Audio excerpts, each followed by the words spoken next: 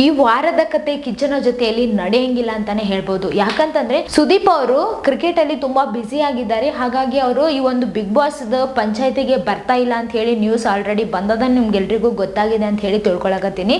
ಅವರು ಈ 3 ದಿನ ಕೂಡ ಬರ್ತಾ ಇಲ್ಲ. ಹಾಗಾಗಿ ಶ್ರುತಿ ಅವ್ರನ್ನ ಈ ಒಂದು ಬಿಗ್ ಬಾಸ್ ಮನೆಗೆ ಕಳಿಸಿರೋದು ನಿಮ್ಗೆಲ್ರಿಗೂ ಗೊತ್ತೇ ಇದೆ ಅಲ್ವಾ.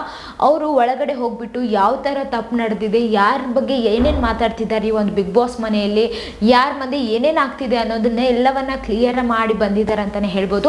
ಆಮೇಲೆ ಅವರು ಹೋಗ್ಬಿಟ್ಟು ಆ ಒಂದು ಬಿಗ್ ಬಾಸ್ ಮನೆಯಲ್ಲಿ ನಡೀತಿತ್ತಲ್ವಾ, ಈ ಬಿಗ್ ಬಾಸ್ ಮನೆಯಲ್ಲಿ ಫೋನ್ ಯೂಸ್ ಮಾಡ್ತಿದ್ದಾರ, ಹಂಗೆಲ್ಲ ಆ ಒಂದು ಎಲ್ಲದಕ್ಕ ಬ್ರೇಕ್ ಹಾಕಿದ್ರ ಅಂತಾನೆ ಹೇಳ್ಬೋದು. ಹೋಗ್ಬಿಟ್ಟು ಎಲ್ಲವನ್ನ ಕ್ಲಿಯರ್ ಮಾಡಿದ್ದಾರೆ.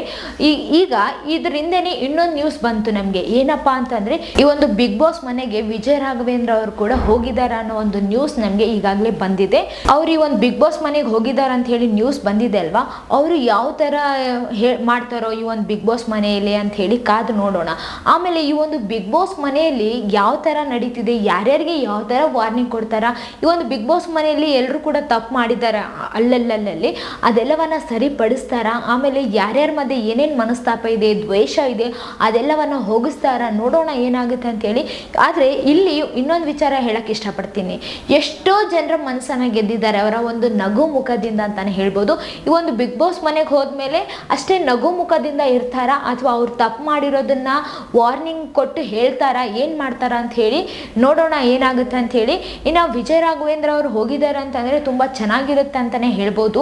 ಎಲ್ರಿಗೂ ಗೊತ್ತಿದೆ ಅಲ್ವಾ, ವಿಜಯ ರಾಘವೇಂದ್ರ ಅವರು ತುಂಬಾ ನೇರವಾಗಿ ಮಾತಾಡ್ತಾರ ಅಂತ ಹೇಳಿ. ಅವ್ರು ಕೂಡ ಈ ಒಂದು ಬಿಗ್ ಬಾಸ್ ಮನೆಯಲ್ಲಿ ಮಾಜಿ ಸ್ಪರ್ಧೆ ಆಗಿದ್ರು ಅವ್ರು ಅಂತಾನೆ ಹೇಳ್ಬೋದು.